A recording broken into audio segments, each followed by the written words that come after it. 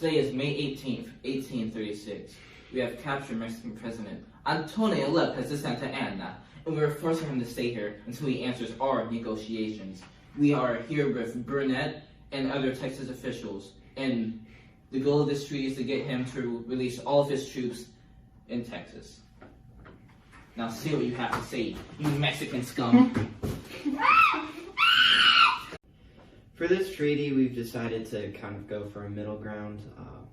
The first thing that I will do is I promise I, General Antonio Lopez de Santa Anna, agree that I will not take up arms, nor will I exercise my influence to cause them to be taken up against the people of Texas during the War for Independence.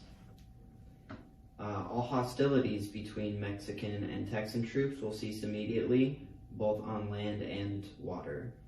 The Mexican troops will evacuate the territory of Texas, passing to the other side of the Rio Grande del Norte.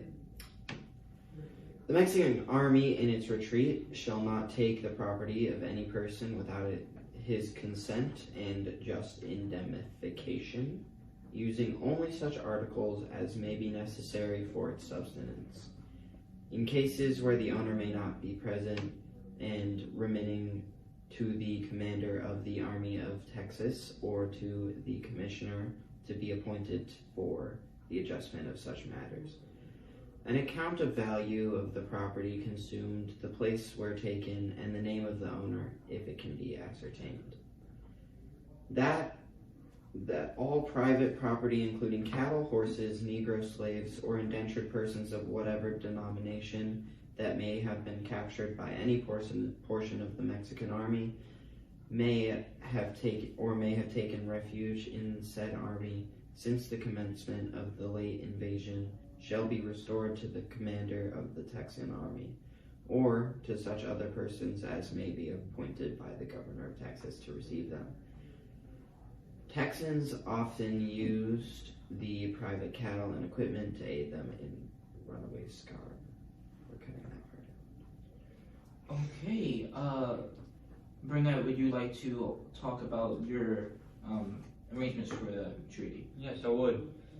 First of all, the troops of both armies will refrain from coming into contact with each other, and to this end, the commander of the Army of Texas will be careful not to approach within a shorter distance of the Mexican army than 5 leagues. The Mexican army shall not make any other delay on its march than that which is necessary to take up their hospitals, baggage, and across the rivers. Any delay not necessary to these purposes to be considered an infraction of this agreement. By express to be immediately dispatched, this agreement shall be sent to General Filasola and to General T.J. Rusk, commander of the Texan Army, in order that they may be apprised of its stipulations, and they will exchange engagements to comply with the same. That all Texan prisoners now in possession of the Mexican army or its authorities be forthwith released and furnished with free passports to return to their homes, in consideration of which a corresponding number of Mexican prisoners, rank and file, now in possession of the government of Texas, shall be immediately released. The remainder of the Mexican prisoners that continue in possession of the government of Texas to be treated with due humanity.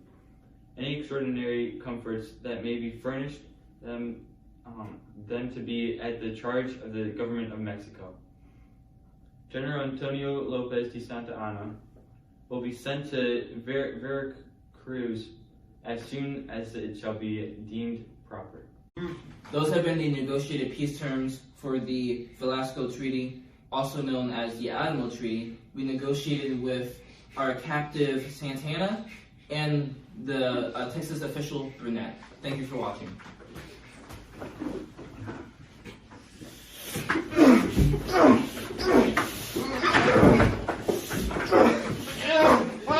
See you later, Cubs.